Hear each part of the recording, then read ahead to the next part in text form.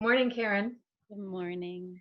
You wear many hats. You teach at two universities, Carleton and Columbia, and you also have a very different kind of school that you are leading, which is the Witch School.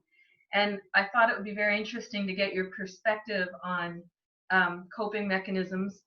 And I know you don't do couples counseling, but you do like a mediation for couples. Yeah, getting them through some big decisions about whether to divorce or whether to stay together. I guess all this togetherness, your practice must be quite busy because, I mean, this is the test, right? Yeah, it's a very stressful time for people as individuals, then as families, and then as romantic couples. This is a tough time. It's a big test. Yeah, especially in the romance department because you can't say, hey, I'm going to go take you out for dinner or we're going to get away for the weekend. You can get away, but where do you go? Yeah. Yeah. Yeah, it's definitely a trying time. So, what would you suggest would be good tools for resilience coming out of this? As we were just talking to, um, being the support we need and the healers we need to be for ourselves, first of all, and then helping others that might need that assistance as well. Yeah. Thanks, Heather, for asking that question. Resilience is something that you can read a lot about, but I guess I'll speak from the point of view of a witch, and I run a witch school that's now online, um, and it's also an opportunity to take time for people to review their resilience inside. And I don't pretend to have one definition of witchcraft or witches. There are many. Witch school teaches to tune in to yourself. And there's always responsibilities, as we said earlier, the relationship, family, work. But witchcraft has always been associated with healing, being healers, change agents, activists, rebels, sensualists. And in many ways, that's been the great mystery to witchcraft and witches, and they've been persecuted for it. Mhm. Um, when we're talking about resilience in these times, difficult times, but not so different than prior plagues, Spanish flu. So the even catastrophes like the potato famine, and the witches, the rebels, the ones that heal mysteriously, and we know now through plants and hands-on healing and positive thinking that they've not always been welcomed. And I sometimes think, why is that? And could that put us at risk now? And I think what's most important, as it was then, is to do your own work first. Take care of your own inner peace. And if you can't find peace inside, just be with what's there and connect with nature. And from that, let your healing gifts emanate to your romantic relationship, to your family, to the planet, to your work. But it starts with creating maybe some ritual every day for yourself. And I have some suggestions about that.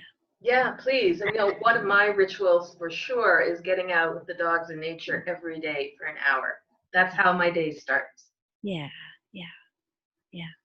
And that's wonderful to be in nature and to be with your familial, your animal, and how much you can learn from them.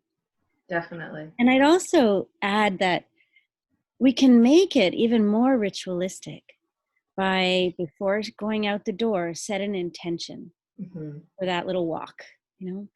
Today I'm going to take a walk, and by the time I come back from the walk, I will have maybe called in the directions, honored the elements, earth, air, fire, water, and then spirit. And I would just maybe look in all four directions and pay attention to those elements and the gifts that they've given you in the ecosystem of life. And then there's an opportunity to look at your own spirit. This could just take 2 minutes. And how am I doing today? You could check in. And then how is earth, air, fire, water helping and healing my spirit? Just take that pause in nature and just that alone. Continue to walk, maybe make it a walking meditation. Mhm. And there's always a moment during a dog walk or planting in the garden or just taking a walk around a block where something happens. Pay attention to it. Maybe a bird flies right in front of you, or maybe it starts pouring rain. Something always happens when you set the intention. And that's your charge. Like casting a spell, when you set out on your walk and you built your intention, and right after that charge, that moment where something serendipitous happens, stop and see what your first set of thoughts are or feelings. And that's your intuition talking. It's jolted you out of your normal routine. It's based on an intention. It's connected to the elements. And that's an answer to your intention. And then on your way back, in the closing of whatever ritual activity you have, just simply consider that intuition. What answer did you get? And then when you come back in the door and you're about to start your day with kids and family and work, just write that down. What did your intuition say about that? And that's part of taking care of yourself and building resilience for yourself. And then let it spill out.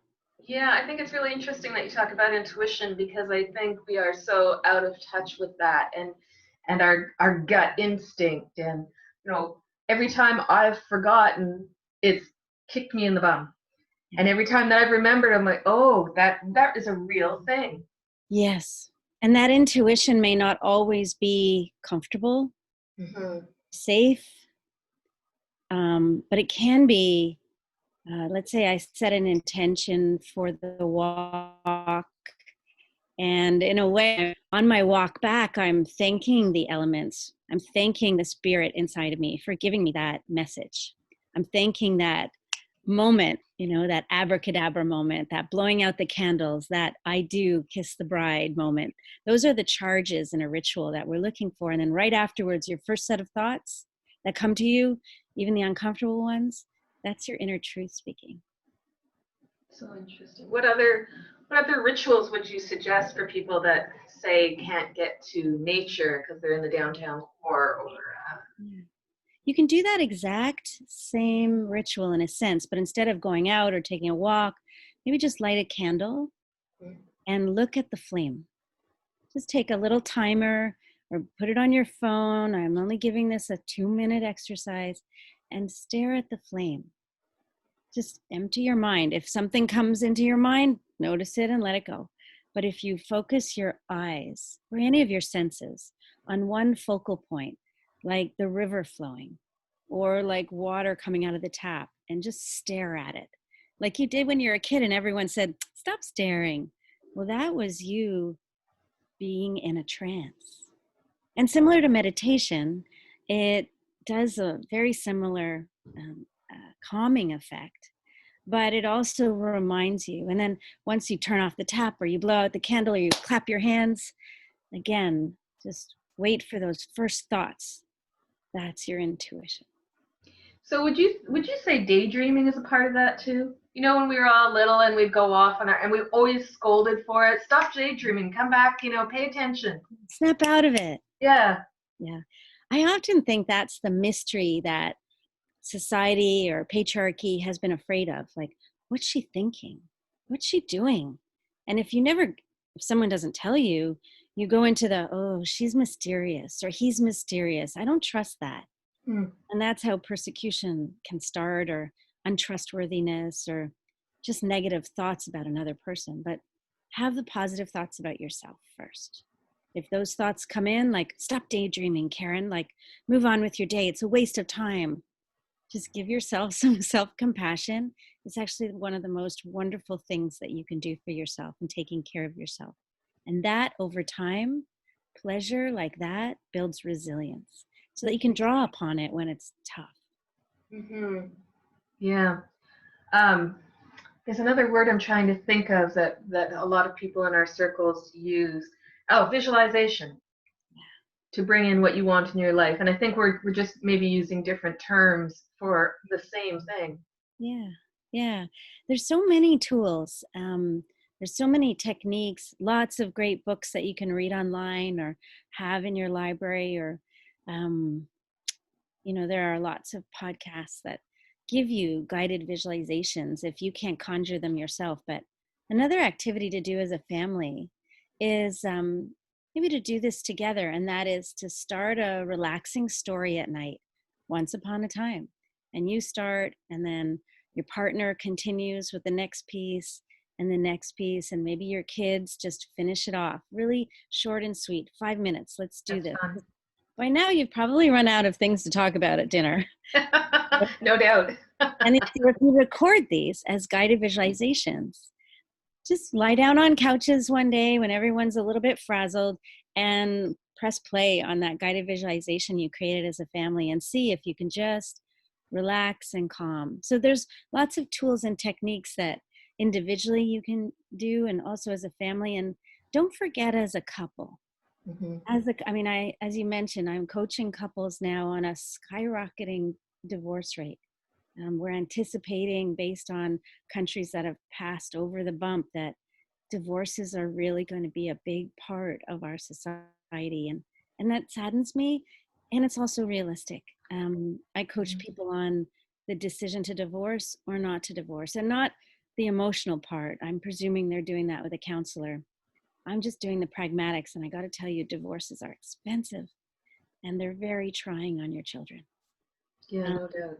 so remember to do special things just as a couple that help heal you.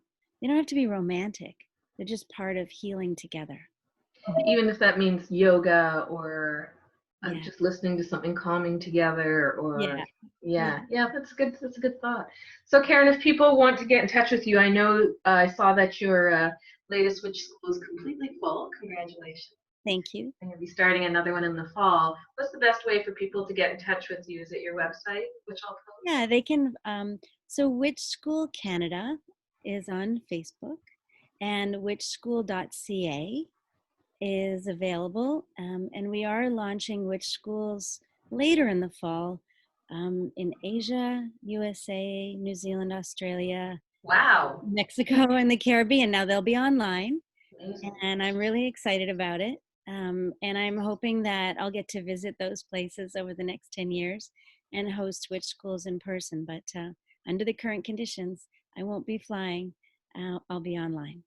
Well, we make do as we can. Yeah. Well, thank you so much for talking to me today. I see you're up in your little cabin in Chelsea. That's awesome. This is normally where I host Witch School in person, and I Yeah. do hope to return to that later in the summer. Fingers crossed. Yeah.